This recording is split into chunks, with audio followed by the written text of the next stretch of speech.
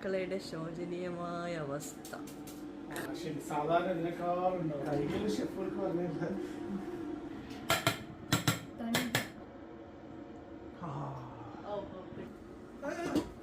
അത് എൻ്റെ ബിരിയാണി ഞാൻ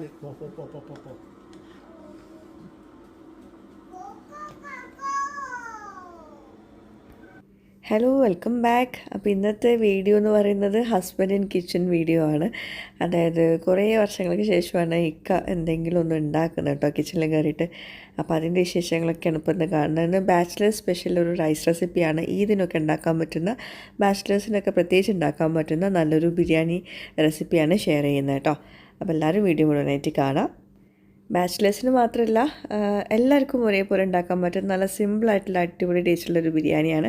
അപ്പോൾ ആദ്യം നമുക്ക് ചിക്കൻ ഒന്ന് മാരിനേറ്റ് ചെയ്തെടുക്കാം. കോഴി പൊരിച്ചിട്ടുള്ള ബിരിയാണിയാണ് കേട്ടോ. അപ്പോൾ അതിനായിട്ട് 2 ടീസ്പൂണോളം കാശ്മീരി ചില്ലി പൗഡറും 1/2 ടീസ്പൂണ് മഞ്ഞൾപ്പൊടി, 1/2 ടീസ്പൂണ് ഗരം മസാലപ്പൊടി, ഉപ്പ് പാകത്തിന് ചേർത്ത് കൊടുക്കുക. ഒരുപാടൊന്നും ഉപ്പ് ചേർക്കണ്ട കേട്ടോ, കാരണം നമ്മൾ മസാലയിൽ വേറെ ഉപ്പ് ഇടുന്നുണ്ടല്ലോ. അപ്പോൾ ഉപ്പ് പാകത്തിന് ചേർത്ത് കൊടുക്കുക. പിന്നെ അതിലോട്ട് വിനാഗിരി വേണം, അല്ലെങ്കിൽ ചെറുനാരങ്ങയുടെ നീരായാലും മതി. അത് 2 ടീസ്പൂൺ ചേർത്ത് കൊടുക്കുക. എന്നിട്ടൊന്ന് നന്നായിട്ട് മിക്സ് ചെയ്തെടുക്കണം. മുട്ടയും കൂടി ചേർക്കാറുണ്ട് കേട്ടോ. അതും കൂടി ചേർത്തിട്ട് നന്നായിട്ടൊന്ന് മിക്സ് ചെയ്ത് കൊടുക്കുക.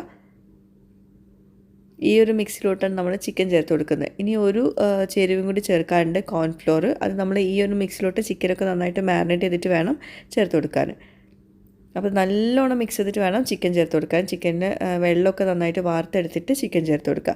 അത്യാവശ്യം ഒരു മീഡിയം സൈസ് പീസാക്കിയിട്ടുള്ള ചിക്കനാണ് ചേർത്ത് കൊടുക്കുന്നത് കേട്ടോ. പിന്നെ ഹസ്ബൻഡ് ആയതുകൊണ്ട് തന്നെ അവർ കൈ കൊണ്ടൊന്നും മസാല ഒന്നും തൊടൂലല്ലോ. അപ്പം പിന്നെ അതെനിക്ക് ഈ സ്പൂൺ കൊണ്ട് മസാല ആക്കിയിട്ടുണ്ടെങ്കിൽ ആ ചിക്കൻ നന്നായിട്ട് പിടിക്കാത്ത പോലെ തോന്നും. അപ്പോൾ ഞാനത് കൈ കൊണ്ട് തന്നെ നന്നായിട്ട് കുഴച്ചെടുത്തിട്ടുണ്ട്. കൈ കൊണ്ട് തന്നെ മാക്സിമം കുഴക്കാം കേട്ടോ. പിന്നെ ഒരു 3 ടീസ്പൂൺ നിറയെ കോൺഫ്ലോറും കൂടി ചേർത്ത് കൊടുക്കുന്നുണ്ട്.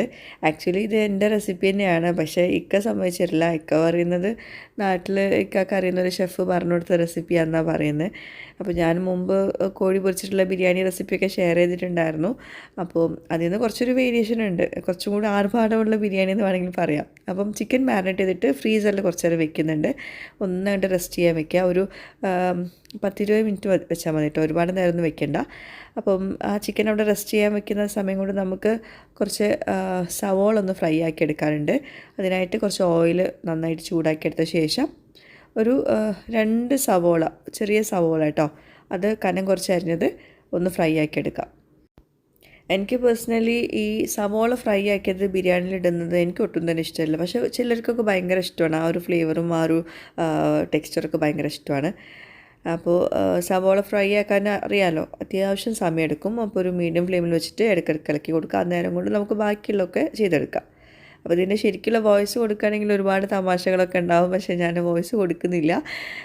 സ്റ്റാർട്ടിങ്ങിൽ കണ്ടല്ലോ അതേപോലത്തെ തമാശകളൊക്കെയാണ് കാരണം എന്നെക്കൊണ്ട് ഇളക്കാൻ പോലും സമ്മതിപ്പിക്കുന്നില്ല. ഞാൻ ഇളക്കി കഴിഞ്ഞാൽ ഞാൻ അതിൻ്റെ ക്രെഡിറ്റ് എടുക്കുമെന്ന് പറഞ്ഞിട്ട് അത് മിക്സിങ് കൂടി എന്നെക്കൊണ്ട് സമ്മതിക്കുന്നില്ല. പിന്നെ ഞാൻ ഈ ഒരു അവസ്ഥ കണ്ടപ്പം വേഗം ഇതാക്കി കൊടുത്താൽ പിന്നെ, കാരണം നമുക്ക് നോമ്പ് തുറക്കാനുള്ള ബിരിയാണിയാണ്. അപ്പോൾ അത് കരിഞ്ഞു പോയിട്ടുണ്ടെങ്കിൽ പിന്നെ ഞാൻ തന്നെ മെനക്കെടേണ്ടി വരും. അപ്പം നമ്മൾ കൂടെ നിന്നില്ല എന്നാണെങ്കിൽ ആകെ പണിയാവും. അപ്പോൾ അത് കോരിയെടുക്കുന്നുണ്ട്, കത്തിയൊക്കെ വെച്ചിട്ടാണ് കോരിയെടുക്കുന്നത്. അപ്പം നമ്മുടെ ഒരു ബാച്ച് ഫ്രൈ ആക്കുന്നുള്ളൂ കേട്ടോ സവോള. ബാക്കി നമ്മൾ മസാല റെഡിയാക്കുകയാണ്. അപ്പോൾ സവോള ഫ്രൈ ആക്കിയിട്ട് മാറ്റി വെച്ചിട്ടുണ്ട്. ഇനി നമ്മൾ നേരത്തെ റെസ്റ്റ് ചെയ്യാൻ വെച്ചിട്ടുള്ള ചിക്കന് 10 മിനിറ്റ് മാത്രം ഫ്രീസറിൽ വെച്ചിട്ടുള്ളൂ കേട്ടോ. 10-20 മിനിറ്റ് വെക്കുന്നത് നല്ലതാണ്. ഫ്രീസറിൽ വെക്കുകയാണെങ്കിൽ ഒരുപാടൊന്നും വെക്കേണ്ട. അപ്പോൾ അത് ഇതുപോലെ ചൂടുള്ള എണ്ണയിലിട്ടിട്ട് നല്ലോണം ഫ്രൈ ആക്കി എടുക്കണം കേട്ടോ. 2 വശവും നമ്മൾ ചിക്കൻ ഫ്രൈ ഉണ്ടാക്കൂലേ അതേപോലെ തന്നെ 2 വശവും നല്ലോണം ഗോൾഡൻ കളർ ആവുന്നവരെ നല്ലോണം ഫ്രൈ ആക്കി എടുക്കണം. ഇനി ഇഞ്ചി, വെളുത്തുള്ളി, പച്ചമുളക്, വലിയ ജീരകം ഇതെല്ലാം കൂടി ഒരു പേസ്റ്റാക്കി എടുക്കാറുണ്ട്. നമുക്ക് ഈ ബിരിയാണിയുടെ മസാലയിലോട്ട് ഇട്ട് കൊടുക്കാനുള്ള കേട്ടോ. അപ്പോൾ ഇതൊന്ന് പേസ്റ്റാക്കി എടുക്കാം. അപ്പോൾ അത് പേസ്റ്റാക്കി മാറ്റി വെച്ചിട്ടുണ്ട്.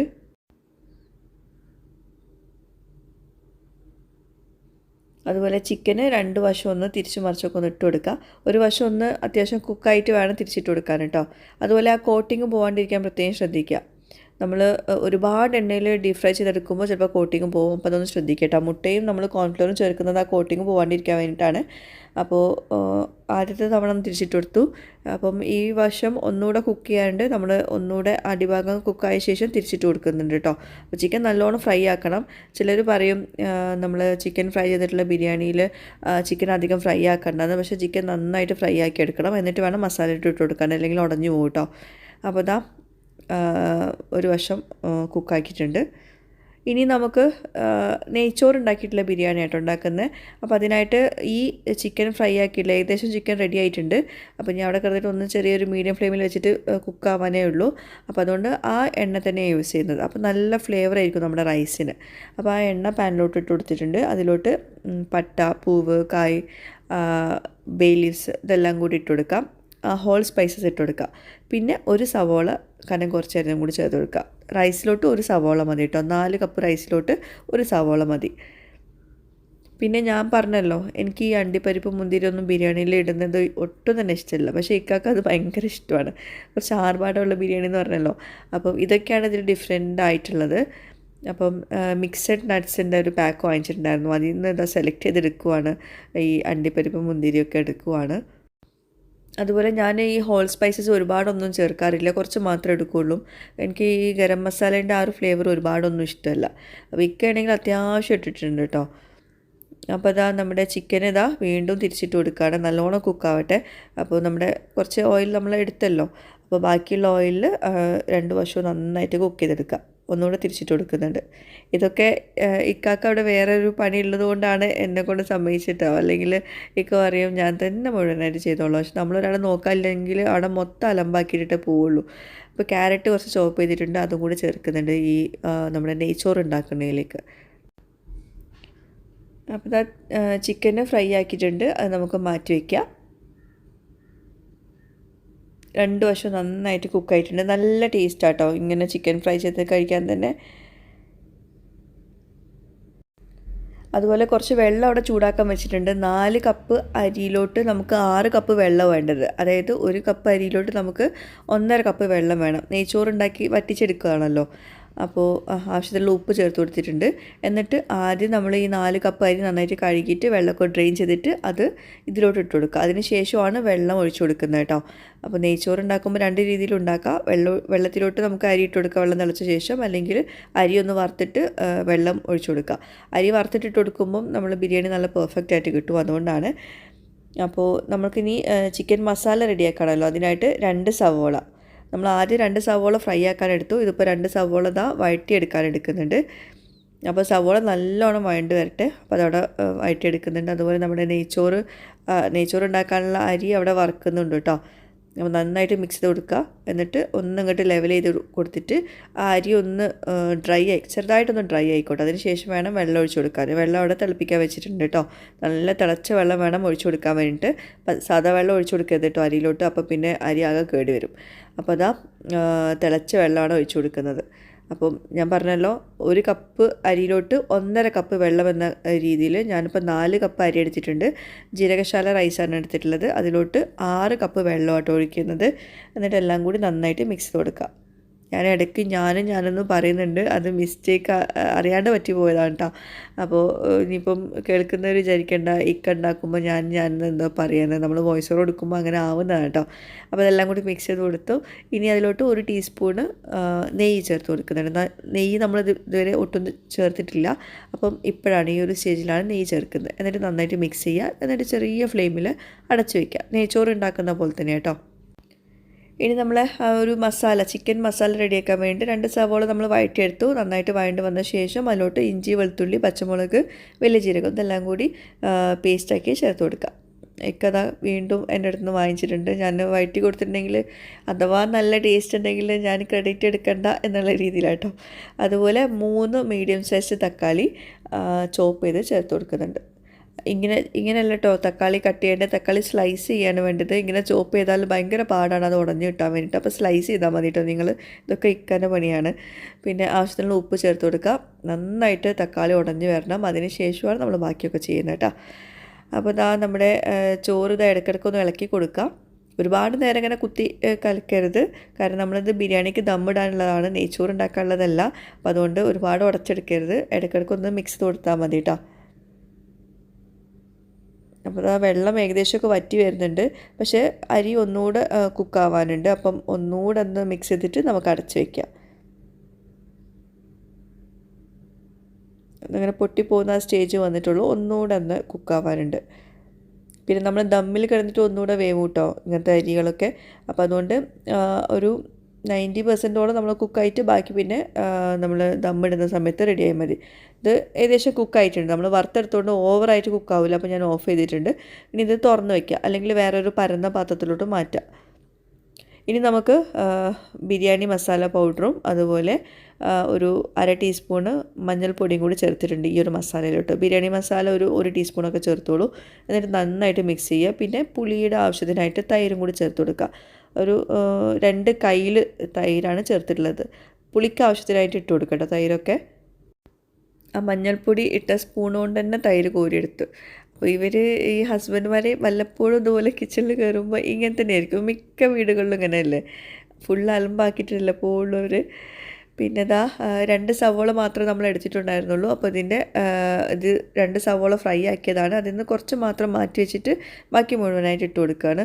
കുറച്ച് നമുക്ക് ലാസ്റ്റ് ഗാർണിഷിങ്ങിനായിട്ട് എടുക്കാൻ വേണ്ടിയിട്ട് കേട്ടോ. അപ്പോൾ എൻ്റെ പേഴ്സണൽ ഒപ്പീനിയനിൽ ഞാൻ ഈ ഫ്രൈഡ് ഓണിയൻ എനിക്ക് ചേർക്കുമ്പോൾ എനിക്ക് ആ ഒരു ടേസ്റ്റ് ഒട്ടും തന്നെ ഇഷ്ടമല്ല. പക്ഷേ ചിലർക്ക് ഭയങ്കര ഇഷ്ടമാണ്. പിന്നെ കുരുമുളക് പൊടി കുറച്ച് ചേർത്ത് കൊടുത്തിട്ടുണ്ട്. ഇനി മല്ലിയില പുതിനയില അത് ചെറുതായിട്ട് ചോപ്പ് ചെയ്തിട്ട് ചേർത്ത് കൊടുക്കുക. അപ്പോൾ അത് നമുക്ക് അരിയുടെ മുകളിൽ ലെയർ ചെയ്യാനും വേണം. അപ്പോൾ ഇതിലോട്ട് കുറച്ച് ചേർത്ത് കൊടുക്കുക.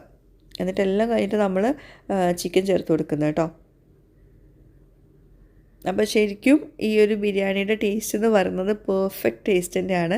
പക്ഷേ എനിക്ക് ആ ഒരു മസാല ഉണ്ടല്ലോ, ഇങ്ങനെ ഈ അണ്ടിപ്പരിപ്പ് മുന്തിരിയൊക്കെ കഴിക്കുമ്പോൾ എനിക്ക് ഭയങ്കര എന്തോ ഒരു പോലെയാണ്.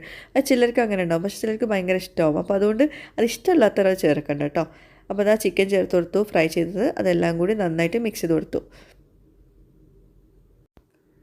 അപ്പോൾ നമ്മളിപ്പോൾ ഇതിലോട്ട് 2 സവോള ഫ്രൈ ആക്കിയതും 2 സവോള വഴറ്റിയെടുക്കാനും 1 സവോള നമ്മുടെ റൈസിലോട്ടാണ് എടുത്തിട്ടുള്ളത്. അപ്പോൾ ഞാൻ ഇനിയിപ്പോൾ ദമ്മിടാനുണ്ടല്ലോ, അപ്പോൾ അതിനായിട്ട് നമ്മൾ ചോറുണ്ടാക്കിയ ആ പാത്രത്തിൽ നിന്ന് ചോറെടുത്ത് മാറ്റുവാണ്. എന്നിട്ട് നമ്മൾ 2 ലെയറായിട്ട് ദമ്മിടണമല്ലോ. അപ്പോൾ അതുകൊണ്ട് ഈ ചോറുണ്ടാക്കിയ പാത്രത്തിലാണ് നമ്മൾ ദമ്മിടുന്നത് കേട്ടോ. അപ്പോൾ അതിനായിട്ടാണ് ചോറ് മാറ്റുന്നത് കേട്ടോ. അല്ലെങ്കിൽ ഒരു പരന്ന പാത്രത്തിലോട്ട് ഇട്ട് കൊടുത്താലും മതി. ഏറ്റവും താഴത്തെ ഭാഗത്ത് നെയ്യ് ചേർത്ത് കൊടുക്കുന്നുണ്ട്. കുറച്ച് മാത്രം നെയ്യ് മതി കേട്ടോ, അടി പിടിക്കാണ്ടിരിക്കാൻ വേണ്ടിയിട്ടാണ്.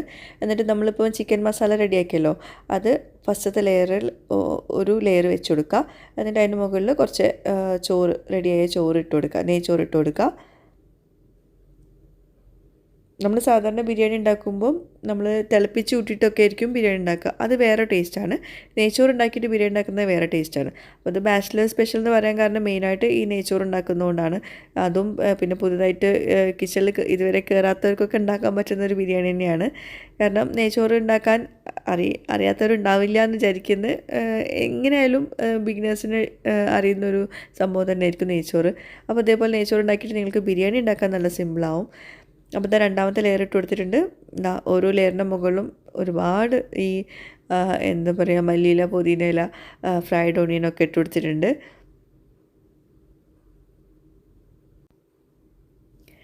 ഇക്കപ്പം ഒരുപാട് വർഷമായി കിച്ചണിൽ ഇതുപോലെ എന്തെങ്കിലും ഒരു ഐറ്റം ഉണ്ടാക്കിയിട്ട്. അടുക്കളയിൽ കയറിയിട്ടൊന്നുമില്ല, ഇപ്പം അടുത്തൊന്നും അടുക്കളയിൽ കയറിയ ഓർമ്മ എനിക്കില്ല കേട്ടോ. എന്തെങ്കിലും ഉണ്ടാക്കാനായിട്ട് കയറിയതൊന്നും ഓർമ്മയില്ല. അപ്പോൾ എനിക്കൊത്തിരി സന്തോഷമായി. പക്ഷേ ആകെ മൊത്തം അലമ്പാക്കി വെച്ചിട്ടുണ്ട് കേട്ടോ. ഒരു 10-15 മിനിറ്റ് ഇതുപോലെ ദമ്മിടുക. ചെറിയ ഫ്ലെയിമിൽ വെച്ചിട്ട് വേണം ദമ്മിടാൻ. ഉണ്ടാക്കി കഴിഞ്ഞപ്പോഴേക്കും ഇവിടെ കിച്ചൺ ആകെ മൊത്തം അലമ്പാക്കിയിട്ടുണ്ട്. പക്ഷേ കിച്ചൺ ക്ലീനിങ്ങിൻ്റെ പണി നമുക്ക് തന്നെയാണ്. അപ്പോൾ അതുകൊണ്ട് ഏറ്റവും ബെസ്റ്റ് ഹസ്ബൻഡുമാരെ കിച്ചണിൽ കേട്ടാണ്ടിരിക്കുകയായിരിക്കും. കാരണം നമ്മൾ ഒരൊറ്റ പാത്രം കൊണ്ട് ഉണ്ടാക്കുന്നത് അവർ ഒരുപാട് പാത്രം കൊണ്ട് ഉണ്ടാക്കി തരും. അപ്പോൾ നമ്മളൊരു 15 മിനിറ്റ് ഇഫ്താറിൻ്റെ സമയത്താണ് നമ്മൾ ഉണ്ടാക്കി കഴിഞ്ഞിട്ടോ. പിന്നെ ഇത് ഇഫ്താർ നോമ്പൊക്കെ തുറന്ന ശേഷമാണ് ദമ്മ് പൊട്ടിക്കുന്നത്. അപ്പോൾ ഒരു 15-20 മിനിറ്റ് വെച്ചിട്ടുള്ളൂ. അപ്പോൾ നല്ല മണം ഉണ്ടെന്ന് ഇക്കന്നെ പറയുന്നുണ്ട്. അത് അങ്ങനെയാണല്ലോ, ഇനിയിപ്പോൾ അവരുണ്ടാക്കിയതുകൊണ്ട് ഒരു കുറ്റവും പറയില്ല. അതാണ് ആകെ ഒരു സമാധാനം, ഒരു കുറ്റം ഉണ്ടാവില്ല. അപ്പോൾ എന്തായാലും പെർഫെക്റ്റ് ആയിരുന്നു കേട്ടോ. നമ്മളും മീൻസ് ഇക്കൊറ്റക്കല്ലല്ലോ, ഞാനുണ്ടല്ലോ. അപ്പോൾ അതുകൊണ്ട് പെർഫെക്റ്റ് ആയിരുന്നു. ഞാൻ എന്നെ പൊക്കി പറയില്ല കേട്ടോ. എന്തായാലും നന്നായിരുന്നു, നല്ല ടേസ്റ്റ് ഉണ്ടായിരുന്നു. കാരണം ആ ഒരു എന്താ പറയുക, ആർഭാടം ബിരിയാണി എന്ന് പറഞ്ഞല്ലോ ഞാൻ, അണ്ടിപ്പരിപ്പും മുന്തിരിയും അതുപോലെ ആ ഒരു ഫ്രൈഡ് ഓണിയനും എല്ലാം കൂടി ആയപ്പോൾ നല്ലൊരു ഫ്ലേവറായിരുന്നു ബിരിയാണിക്ക്. ഞാൻ ബിരിയാണി ഉണ്ടാക്കുമ്പോൾ എപ്പോഴും ഒരൊറ്റ സ്മെല്ലായിരിക്കും. അപ്പം ഒക്കെ പറഞ്ഞത് ഇങ്ങനെയുള്ള സാധനങ്ങളൊക്കെ, ഗരം മസാല, ഹോൾ സ്പൈസസ് ഒക്കെ എല്ലാം കൂടി ഇട്ടാൽ നമുക്കത് വിചാരിച്ച മണമൊക്കെ കിട്ടുള്ളൂ എന്നാണ്. ശരി തന്നെയാണ്. പക്ഷേ എനിക്ക് കഴിക്കുമ്പം അതൊന്നും പെടുന്നത് ഒട്ടും തന്നെ ഇഷ്ടമല്ല. പിന്നെ നമ്മൾ എസൻസ് ഒന്നും ചേർക്കാറില്ല കേട്ടോ ബിരിയാണിയിൽ. അപ്പം നല്ല പെർഫെക്റ്റ് ആയിട്ട് വന്നിട്ടുണ്ടായിരുന്നു. അപ്പം പൊരിച്ച കോഴിയുടെ ബിരിയാണി ഇതിനൊക്കെ ഉണ്ടാക്കുന്നവർ ഇതുപോലെ ഒന്ന് ഉണ്ടാക്കി നോക്കാം കേട്ടോ.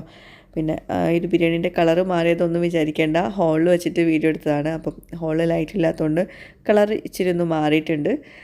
അപ്പോൾ എല്ലാവരും ട്രൈ ചെയ്യുക, ഫീഡ്ബാക്ക്സ് അറിയിക്കുക. അടിപൊളി ബിരിയാണി ആയിരുന്നു.